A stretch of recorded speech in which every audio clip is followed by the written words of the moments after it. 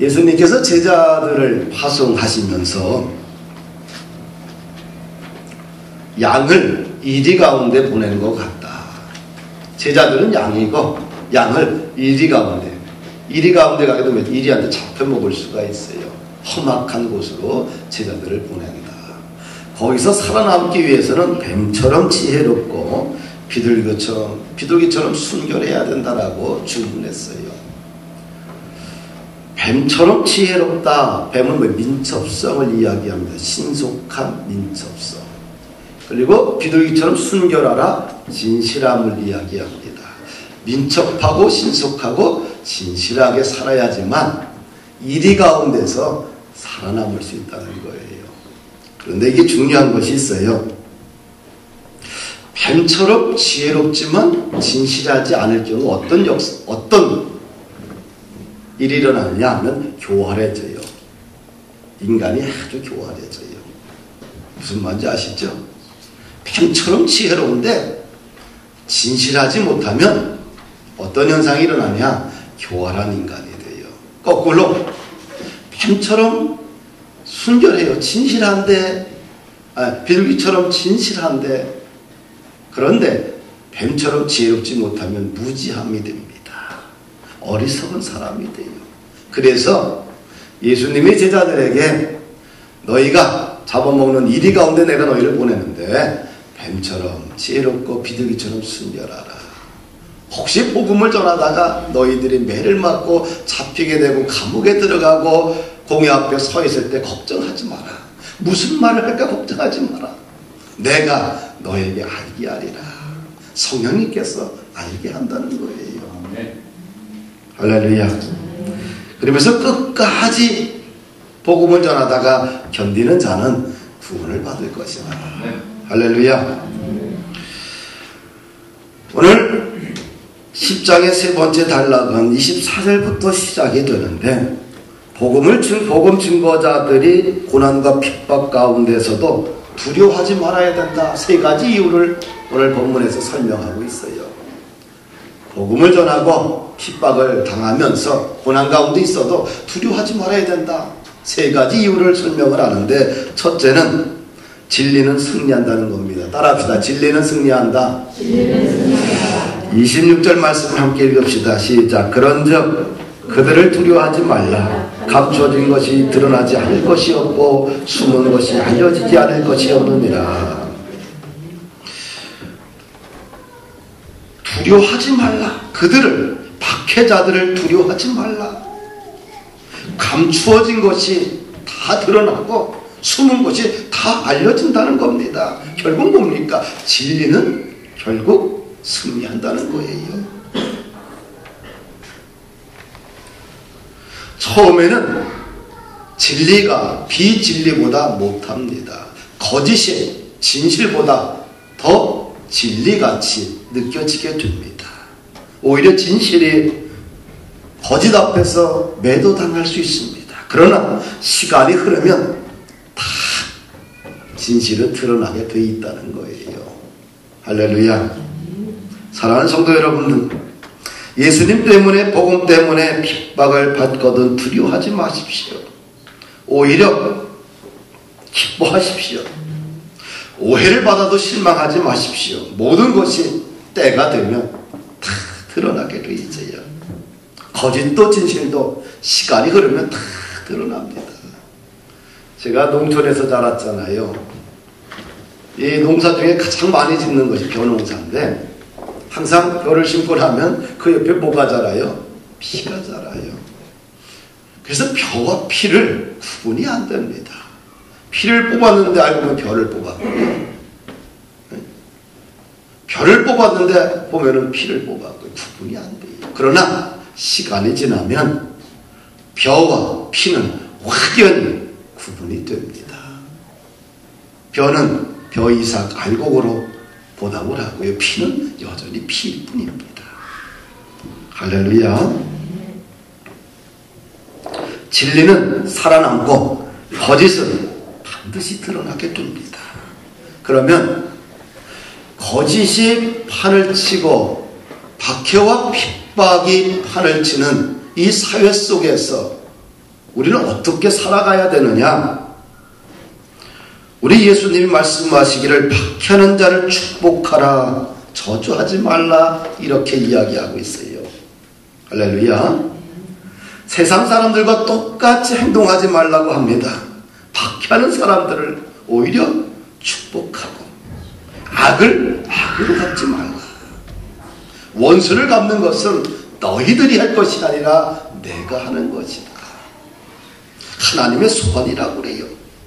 왜 예수님이 너희들이 직접 원수를 갚지 말고 모든 것을 나에게 다 맡겨라, 내가 원수를 갚겠다, 왜 이렇게 말씀하셨을까요? 내가 하면 관계가 깨지기 때문에 그렇습니다. 내가 원수를 갚으면 평생 원수가 됩니다. 그리고 내가 원수를 갚으면 가장 중요한 것은 내 마음의 밭이 망가져 버려요. 내가 원수를 갚게 되면 내 언어가 망가지고 성품이 망가져 버리고 신앙의 성숙에 전혀 도움이 되지 않고, 그래서 하나님께서 원수 갚는 것은 나에게 맡기라고 하는 거예요. 이게 진리예요. 원수를 갚았지만, 이겼지만 결국에는 져요. 왜냐? 내 신앙에 도움이 안 돼요. 성숙에 도움이 안 돼요. 언어가 망가지고 성품이 망가지고 신앙이 망가져 버리고 다 흐트러져 버렸어요. 상처난 면류관만 받게 돼 있어요. 그래서 주님이 말하는 거예요. 원수는 내가 갚겠다. 할렐루야. 이게 복음의 말씀이 진리라는 거예요. 그래서 오히려 원수들에게 더 잘해주라고 합니다. 원수가 줄이거든 먹을 것을 주고 목마르거든 마실 것을 주라. 왜? 오히려 감동을 받아서 미안한 마음을 가지도록 하라는 거 합니다. 그래서 악에게 지지 말고 악을 선으로 이겨라. 이것이 그리스도의 신앙 정신이에요. 우리는 다 드러납니다. 감추는 것도 드러나버리고 다 숨은 것도 드러나기도 있어요. 진실은 살아있습니다. 진실이 죽은 것 같지만 시간이 흐르고 역사 앞에 진실은 드러나게 돼 있어요. 짧은 우리 근현대사를 보십시오. 누가 잘못했는지 다 드러나잖아요. 어느 대통령이 잘했고 어떤 사람이 잘했고 어떤 사람이 국민의 돈을 착취했는지 다 보입니다. 영원한 것 같지만 영원한 거 없어요. 그래서 우리가 복음을 전하다가 두려워해서는 안 되는 거예요. 할렐루야. 반드시 진리는 승리한다. 아멘. 두 번째, 우리가 두려워해서는 안 되는 것은 받은 복음을 담대하게 전파하는 일에는 두려워해서는 안 돼요. 할렐루야. 27절 함께 읽습니다. 시작. 내가 너희에게 어두운 데서 이르는 것을 광명한 데서 말하며 너희가 귓속말로 듣는 것을 집 위에서 전파하라. 제자들의 사명은 뭐냐면 먼저 뭐예요? 어두운 곳에서 들어야 돼요. 귓속말로 들어야 돼요. 듣는 것이 먼저입니다. 전도자는 먼저 들어야 돼요. 나가서 전하기 전에 먼저 듣고 그 다음에 담대하게 복음을 전파해야 되는 거예요. 예수님 앞에 경청하는 자세가 필요합니다. 어두운 데서 예수님의 말씀을 들어야 합니다. 성령의 세미한 음성을 들어야지만 됩니다.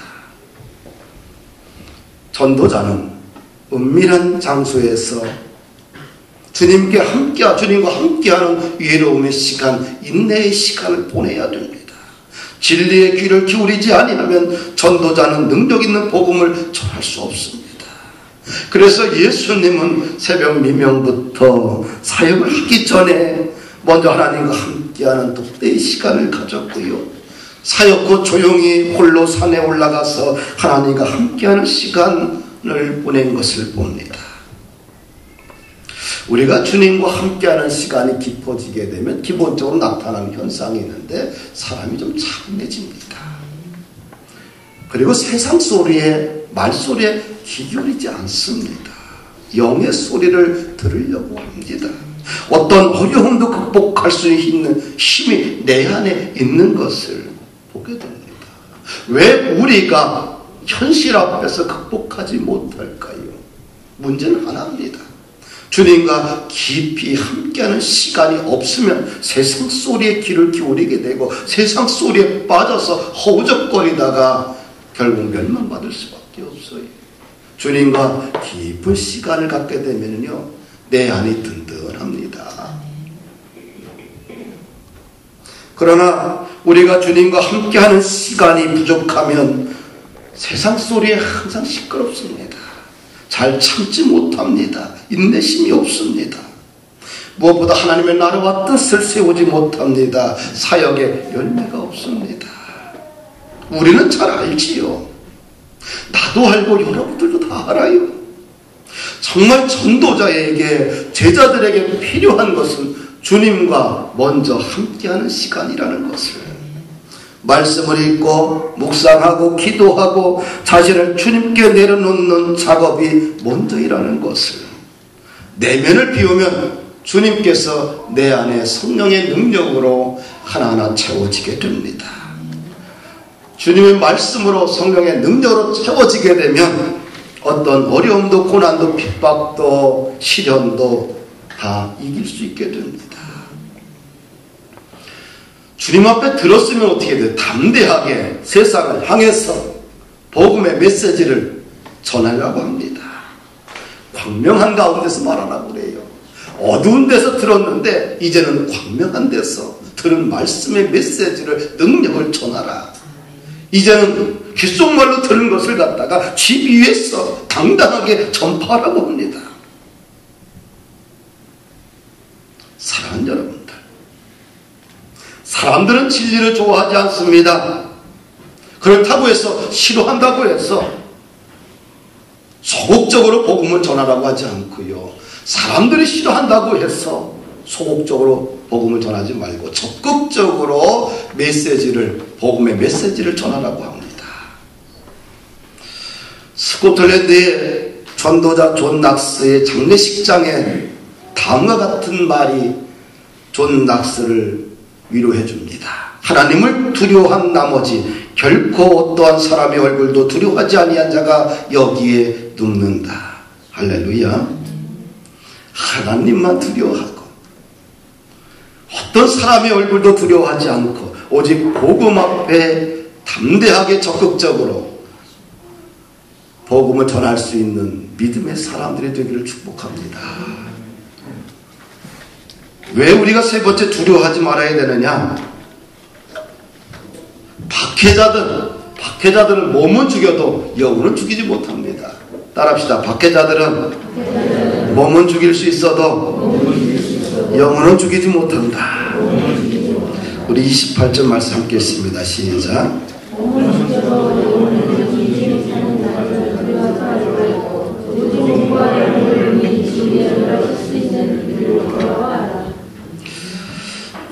박해자들은 몸은 죽여도 영혼은 죽이지 못해요. 그러나 하나님은 우리의 몸과 영혼을 다 죽일 수 있어요. 누가 더 두려운 존재입니까? 박해자들입니까? 하나님입니까? 사랑하는 여러분들, 정말 두려워할 분을 두려워할 수 있어야 됩니다. 보이지 아니한 하나님을 두려워할 수 있어야 돼요. 하나님께 함부로 하면 안 됩니다. 하나님께 함부로, 우리 하나님을 함부로 대해서 우리의 영혼이 평안할까요? 하나님께 함부로 해서 우리의 영혼과 우리의 삶의 세임이 넘칠까요? 인생이 형통할까요? 하나님 앞에 함부로 한 민족이나 하나님 앞에 함부로 한 사람의 인생은 형통할 일이 없습니다. 평안하지 않습니다. 모든 은혜와 샬롬은, 평강은 다 하나님께로부터 오는 거예요. 할렐루야. 하나님은 존경의 대상입니다. 하나님을 향해 찬양과 경배와 영광과 존귀와 예배를 우리는 드려야 됩니다. 우리 사람들은 하나님을 잘 멸시합니다. 하찮게 여깁니다. 그러면 인생이 하찮아져요. 아무리 감정이 폭발해도 하나님을 향해서는 폭발하면 안 돼요. 아멘. 하나님을 향해서는 최고의 언어, 최고의 마음을 주님 앞에 드려야 돼요. 그래야지만 하나님께서 우리의 인생 속에 개입해 주셔서 하나님의 나라가 세워지게 돼요. 엘리 제사장의 가문이 왜 멸종을 당했습니까? 문제는 하나입니다. 실력이 없어서 멸종당한 것이 아니라 자식이 예배를 제대로 안 드리는 거예요. 하나님을 멸시하는 거예요. 그리고 성전에서 일하는 여인을 농락합니다. 그래서 하나님께서 그 가문을 폐위시키고 말았습니다.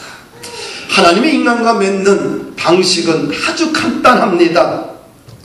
하나님은 나를 존경하는 자를 자신이 존경하고 하나님을 멸시하는 자를 하나님은 그를 천대합니다.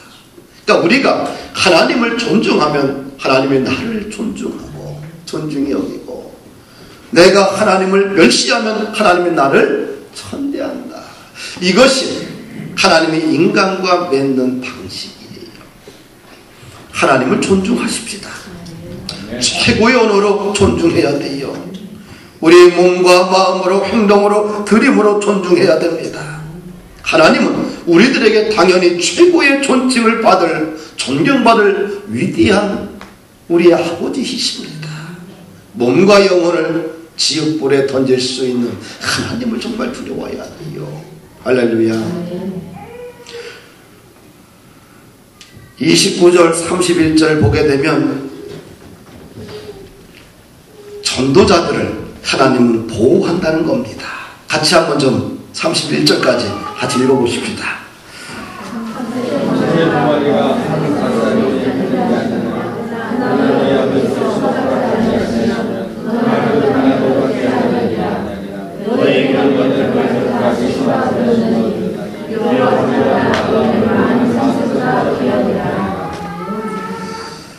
하나님의 나라를 위해서 수고하고 애쓰는 제자들에게 하나의 특권을 주셨는데 친히 보호하신다는 거예요. 아멘. 그래서 두려워하지 말라는 거예요. 내가 너를 친히 보호할 것이다. 미물에 불과한 참새 한 마리까지도 하나님의 영향력 아래 있다는 겁니다. 아버지 하나님이 허락하지 아니하면 참새가 땅에 떨어지지 아니한다는 겁니다. 하나님이 우주 만물을 창조하시고 섭리하시고 인도하시고 통치하시고 역사하신다는 말씀입니다. 너희는 참새보다 더 귀하지 아니하냐. 내가 너희의 머리털까지도 다 세었다고 말씀하고 있습니다. 그래서 더 이상 걱정하지 말라고 합니다. 두려워하지 말라고 합니다. 복음의 진리를 전하는 데 있어서 너희들이 두려워하지 말라. 친히 내가 너희를 보호할 것이라는 겁니다. 사랑하는 성도 여러분들, 하나님은 우리의 일어섬과 앉음과 마음과 생각을 모두 감찰하시는 분입니다. 나보다 나를 더 잘 아시는 분, 철저하게 복음의 증인들을 보호하시고 친히 도와주시는 분입니다. 시편 136편에는 하나님에 대해서 아주 구체적으로 표현하고 있어요. 1절에서 10절까지는 창조주 하나님께 감사하는 겁니다. 여호와께 감사하라. 그는 선하시며 그 인자심이 영원하미로다. 지혜로 하늘을 지으신 이에게 감사하라. 큰 빛들을 지으신 이에게 감사하라. 달과 별들로 밤을 주관하게 하신 이에게 감사하라. 우리가 믿는 하나님은 어떤 하나님이냐? 창조주 하나님이라는 거예요. 할렐루야. 11절과 24절을 보게 되면 역사의 주관자 되신 하나님을 하나님께 감사하라고 합니다. 강한 손과 펴신 팔로 인도하여 내신 이에게 감사하라. 홍해를 가르신 이에게 감사하라. 땅을 기업으로 주신 이에게 감사하라. 우리를 대적자에게서 건지신 이에게 감사하라.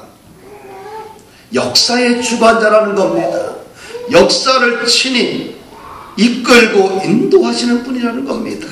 25절 보니까 모든 육체에게 식물을 주시는 하나님께 감사하라. 할렐루야. 시편 136편에서 시인이 하나님을 고백을 할 때 하나님은 인류의 모든 역사, 창조와 역사와 현재 삶까지도 미래까지도 주관하시는 분이에요. 친히 복음 전도자에게 하나님이 함께 하십니다. 그래서 너희들은 두려워하지 말라. 할렐루야. 저는 이제 혼자서 중국을 늘 다닙니다. 중국에 밤에 도착을 하면 밤에 보통 12시간 정도 기차 타고 사방으로 가요. 학교가 사방에 펼쳐져 있으니까. 근데 혼자 늘 다녀요. 내 주변에 다 중국 사람들밖에 없어요. 무슨 말인지 알아듣지도 못합니다. 버스나 기차 타고 다니는데 늘 새로운 길을 다녀요. 나는 저 한 번 갔던 길 잘 안 갑니다. 좀 돌더라도 새로운 길을 가는 습관이 있어요. 똑같은 길을 가더라도 시간이 걸려도 새로운 길을 찾아가는 게 옛날부터 이게 몸에 배 있어가지고 중국 가서도 그렇습니다. 그런데 두려워하지가 않아요. 왜냐하면 주님이 나와 함께 하신다는 그런 확신이 있어서 그런 것 같습니다. 하나님께서 말씀합니다. 너희는 참새보다 귀하지 않느냐. 내가 너희 머리털까지 다 세셨다. 두려워하지 말라고 합니다. 작년에 목단강에서 여러분들에게 한번 말씀한 적이 있는데 하얼빈까지 한 5시간 걸립니다. 저녁 4시쯤에 강의가 끝나고 나서 4시쯤 버스를 타고 하얼빈에 갑니다. 하얼빈 버스 종점에서 만나기로 했어요, 사람을. 그리고 너무 피곤해서 잠을 자다 보니까 내리라고 해서 내렸어요. 그래서 주섬주섬 해서 몸을 가지고 이제 자방만 갖고 내렸는데 정신을 차리고 한 10분 지나니까 뭐가 없냐면은 돈이 들어있는 가방, 여권이 있는 가방, 내 인생의 모든 보물이 들어있는 이 노트북이 있는 가방을 내려놓고 성경책가 있는 걸 내려놓고 내린 거예요. 그냥 큰 빈 트러크 가방만 꺼내 갖고 있는 거예요. 주머니 딱 봤더니 100원밖에 없어. 한국 돈 한 2만 원밖에 없습니다. 근데 전혀 새로운 도시인 거예요. 전혀 모르겠는 거예요. 깜깜한데 아무것도 없어요. 난감하잖아요. 그래서 정신을 차려서 그 다음에 이제 대사관에도 전화했더니 중국에서는 잃어버려서 찾지 못합니다. 그냥 10년까지 오셔서 임시여권 발급해드렸더니 한국을 일주일 있다가 들어오세요. 우리 한국 대사관에 전화했더니 도움이 안 돼. 그거를 끝이야, 멘트가. 어떻게든 하얼빈을 만나기로 했으니까 하얼빈역 버스터미널 건너편이 하얼빈역 크거든요. 그래서 주섬주섬 택시를 타고 거기까지 가서 거기서 늦은 시간에 밤에 사람을 하나 만나가지고 숙소로 이동하는데 가방을 찾아야 되잖아요. 그런데 중국의 버스는 버스별로 그 버스 저 차고지가 틀려. 우리는 한국으로 가잖아요. 운전수가 자기 끌고 가. 그래서 돌고 돌다가 한 3-4시간 돌다가 워낙 커요. 하얼빈이 서울보다 훨씬 더 크니까 돌다가 우연치 않게 택시를 탔는데 그 차고지를 앞에 가는 거예요. 갔더니 그 컴컴한 차고지에 차 한 대가 불이 켜 있어. 밤 10시 넘어 11시쯤 돼서요. 그런데 그분이 운전기사가 차에 불을 켜놓고 안 가고 있는 거예요. 봤더니 노트북이 들어있고 여권이 들어있고 돈이 들어있는 거예요. 그러니까 이게 예국인 것을 알고 거기서 지키고 있는 거예요. 그래서 내가 너무 감사해서 돈을 빼서 드렸더니 안 받겠다는 거예요. 그래서 감사합니다, 고맙습니다 하고 그 밤에 찾아가지고 돌아왔어요. 이거는 기적 같은 일이라고 그래요, 중국에서는요. 할렐루야. 복음을 위해서 살게 되면 하나님께서 친히 돌보시고 보호하신다는 것을 나는 그때 경험을 했어요.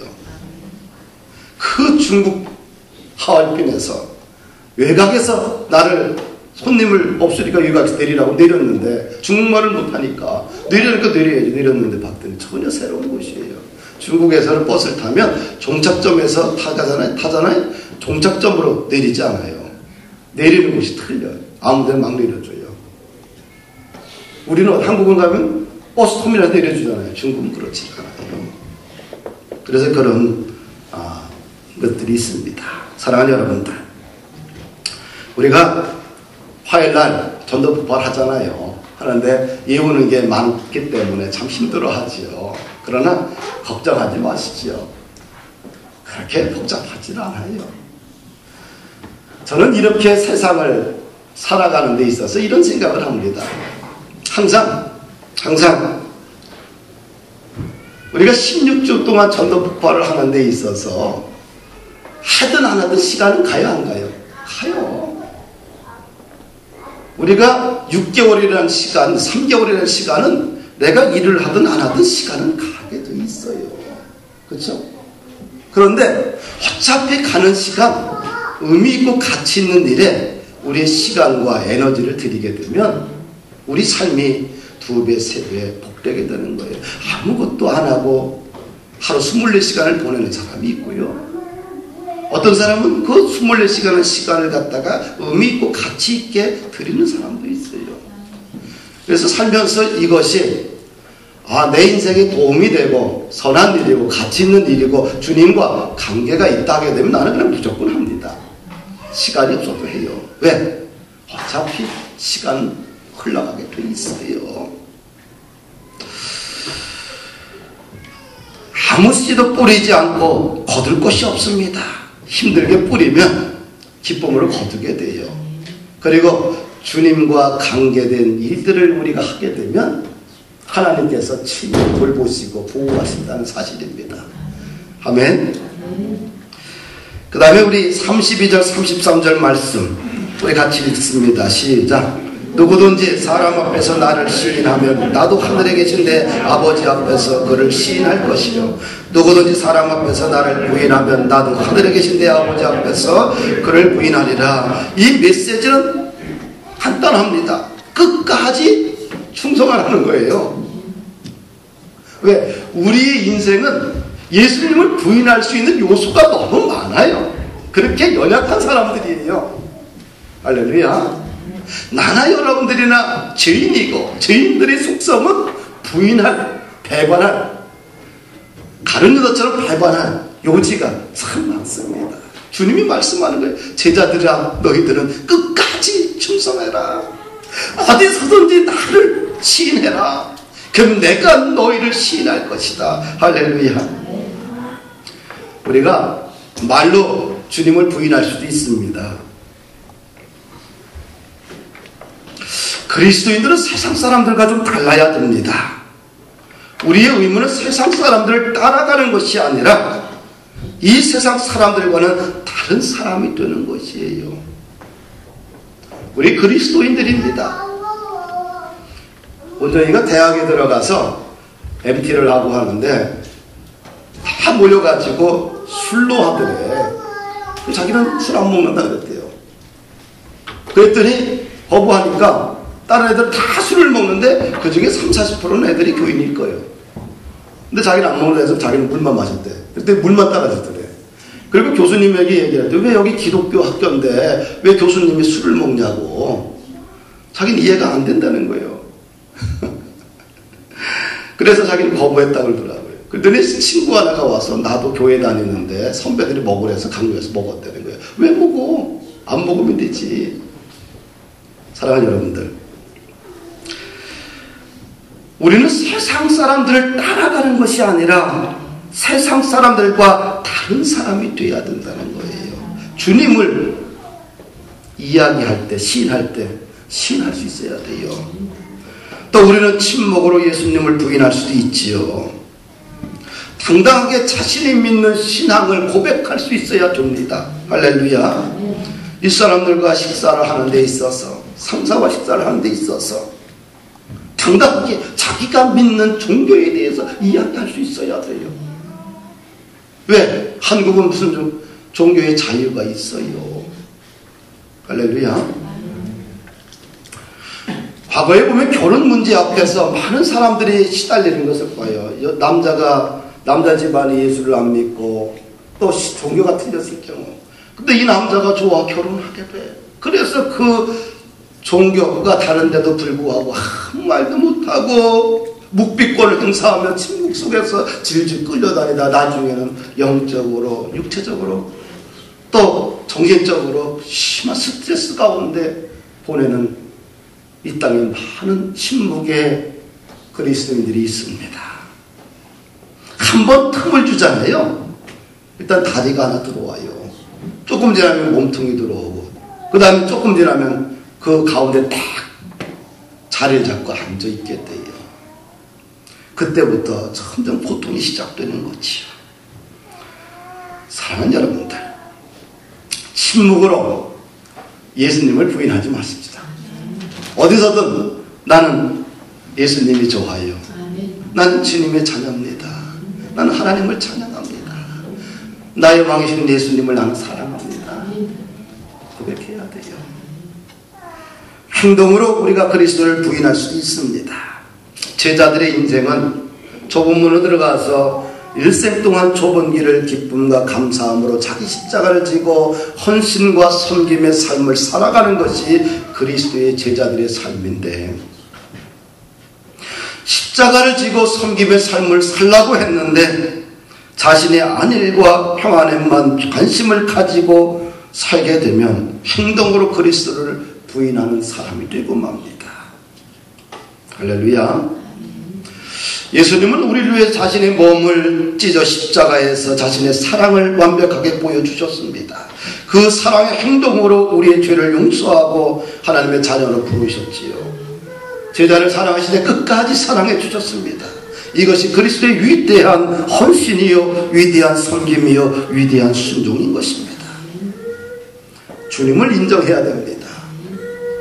주님을 인정할 때 주님께서 여러분들의 인생, 나의 인생을 새롭게 세워주신다는 사실입니다. 그리고 영향력 있는 온전한 그리스도인들로 여러분들을 만들어 주십니다. 예수님 없이는 우리 인생이 안 돼요. 하늘과 땅의 모든 권세를 예수님에게 하나님이 다 주셨어요. 에베소서 1장 21절 보니까 하나님이 예수님에게 이런 특권을 주셨습니다. 모든 통치와 권세와 능력과 주권과 이 세상뿐 아니라 오는 세상에 일컫는 모든 이름 위에 뛰어나게 하시고 또 만물을 그의 발 아래에 복종하게 하시고 그를 만물 위에 교회의 머리로 삼으셨느니라. 교회는 그의 몸이니 만물 안에서 만물을 충만케 하시는 자의 충만이니라. 하나님의 모든 능력과 권세를 예수님에게 다 주셨습니다. 과거와 현재와 미래까지도 다 예수님의 이름 앞에 꿇게 하셨습니다. 만물을 통치하게 하셨고 교회의 머리를 삼으셨습니다. 그래서 예수님 안에는 만물을 충만케 하는 충만의 역사, 힘과 능력을 예수님에게 하나님이 다 주셨어요. 다른 말로 이야기하면 예수님 없이는 안 된다는 거예요. 아멘.